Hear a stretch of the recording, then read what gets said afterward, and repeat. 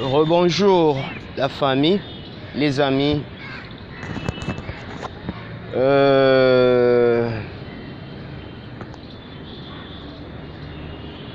Ici, je suis à New Delhi, en Inde.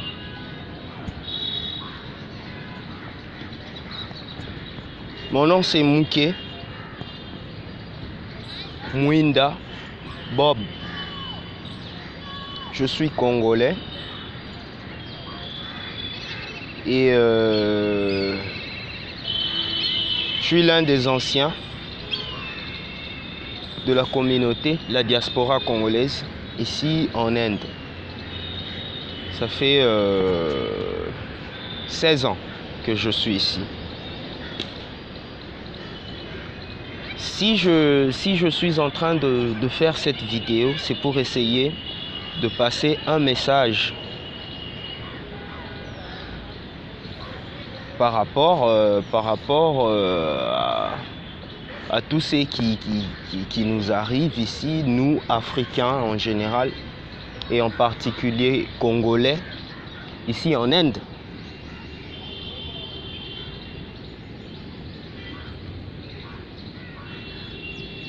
« 90% d'entre nous sommes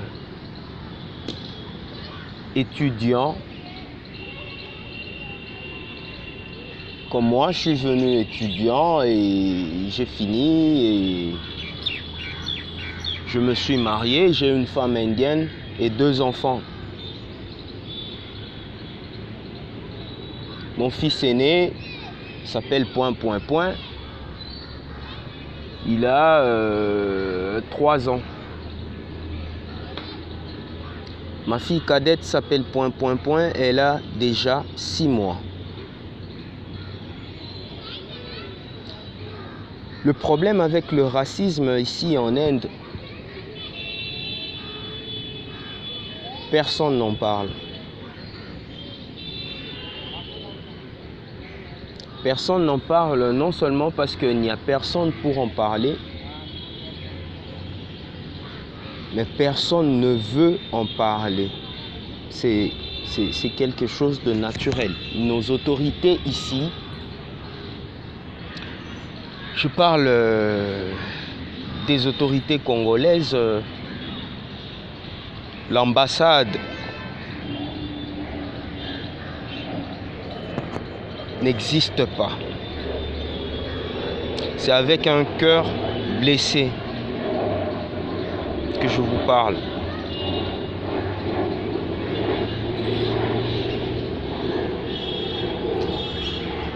Je suis détenteur d'un graduat et d'un master en informatique. J'ai un BCA qui veut dire Bachelor de Computer Application et j'ai un MCA qui veut dire Master en Computer Application.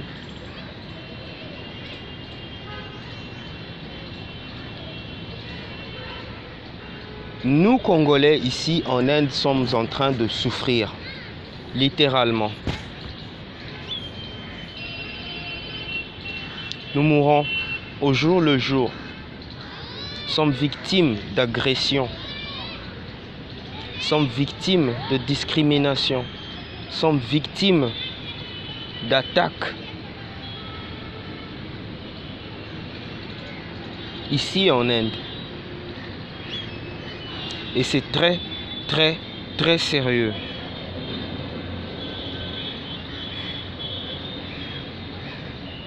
Quand nos autorités ne parlent pas, quand nos autorités n'existent pas, à quoi bon ça sert d'avoir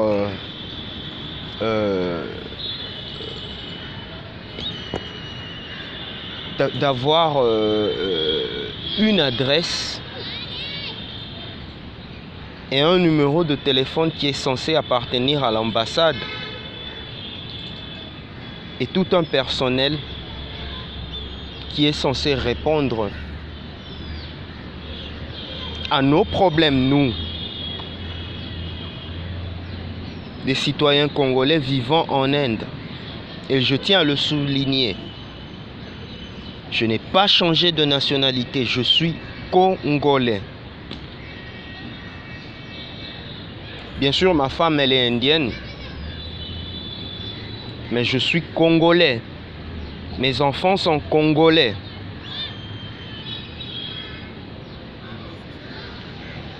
Personnellement, j'ai été agressé plusieurs fois ici en Inde. Vous voyez, j'ai une dent cassée et j'ai une grosse cicatrice au-dessus de l'œil gauche.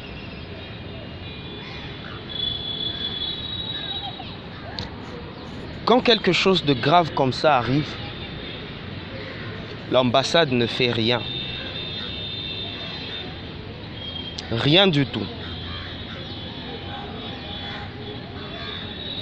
Il y a 9 jours passés, nous venons de perdre un jeune frère.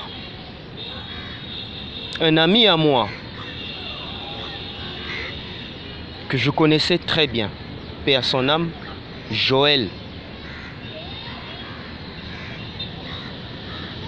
Depuis Bangalore, c'est là où j'ai passé au moins 8 ans. C'est là où j'ai fait la prison. Là où j'ai été agressé, tabassé. Tabassé jusqu'au point d'aller dans un coma. Et tout droit en prison. Tout ça pour rien, rien du tout. Je tiens très bien à le souligner. Les gens diront, vous les Congolais, en Inde, par-ci, par-là, vous faites ceci, vous faites cela. Mais écoutez, soyons sérieux. Quand tu ne connais pas un pays, tais-toi, ne parle pas, s'il te plaît. L'Inde est un pays raciste, de A à Z. Et certains me diront, non, qu'est-ce que tu es venu faire en Inde? Pourquoi tu es parti là-bas? Mais écoute, monsieur et madame, je suis venu étudier. Quand un pays ne va pas, quand un pays va très mal, les parents de ceux qui ont la possibilité font de leur mieux d'envoyer leurs enfants étudier à l'étranger. Et les miens ont bien jugé, la mienne, parce que je suis orphelin de père. Ma mère a bien jugé que je vienne étudier l'informatique en Inde. Parce qu'il n'y a nulle part ailleurs où tu peux étudier l'informatique à si bas prix que ici en Inde. Peu importe les conditions raciales, peu importe la discrimination. J'ai dû supporter tout ça pendant 16 ans jusqu'à aujourd'hui. Regardez, je suis en Inde. Je ne suis pas au Congo. Je suis à New Delhi. Je suis en Inde, dans la capitale. Mais quand quelqu'un meurt, quand un fils du pays meurt, quand l'enfant de quelqu'un meurt, tabassé par la police, quelqu'un qui est venu étudier, meurt dans une station police, tabassé, poussé à un arrêt cardiaque entre guillemets. Vous allez faire la chasse aux sorcières, culpabiliser le cadavre, diront que parce que dans les informations, ils sont en train de raconter que cet enfant avait de la drogue sur lui. Mais écoutez, je connais Joël. Joël n'est pas drogué.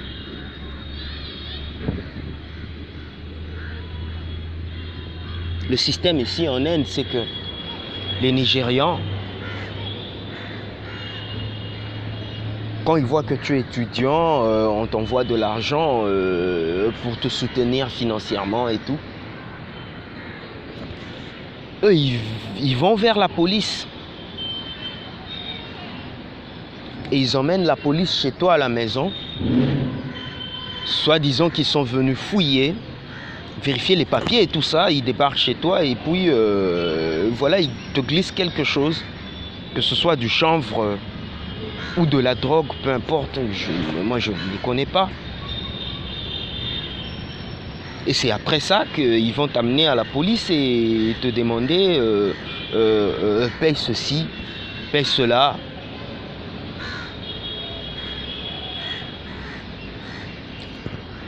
Le départ, c'est de te piéger.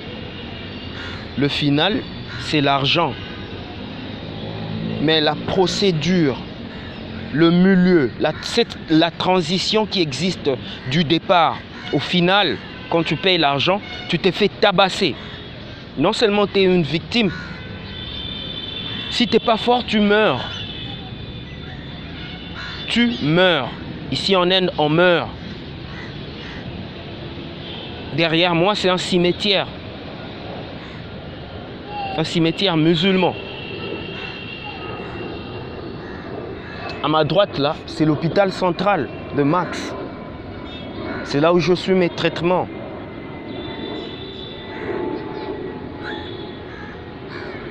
Les Congolais ici, ils ne vendent pas, ne prennent pas de la drogue. Je ne me rends pas garant, responsable de la vie de chaque Congolais ici. Mais ceux avec qui je traîne, ceux que je connais, ne prennent pas de la drogue. A fortiori, ce pauvre garçon qui vient de mourir.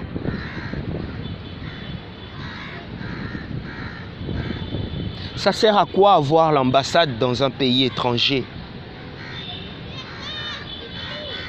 C'est vous qui allez me le dire.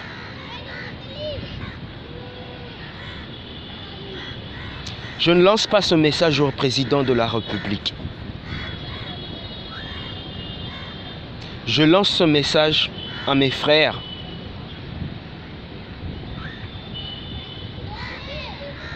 Faites très attention.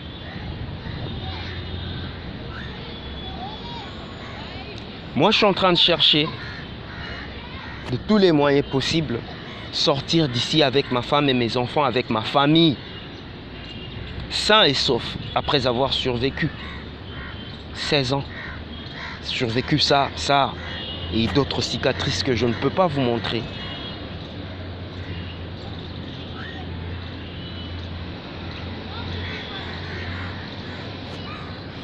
Comment vit-on dans un pays étranger?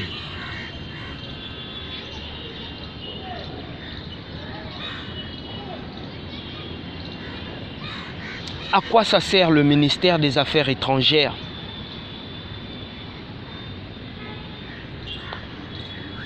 Tous ces étudiants que nous sommes,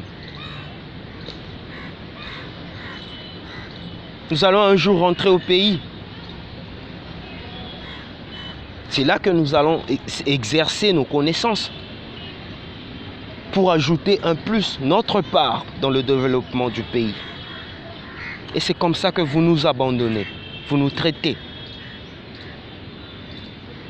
C'est comme ça que vous, gouvernement congolais, traitez les cas des étrangers en Inde, les étudiants entre guillemets, je parle des étudiants. C'est comme ça que nous venons étudier pour mourir et personne n'en parle. À quoi ça sert les diplômes quand ça rentre dans un cercueil? Merci à vous.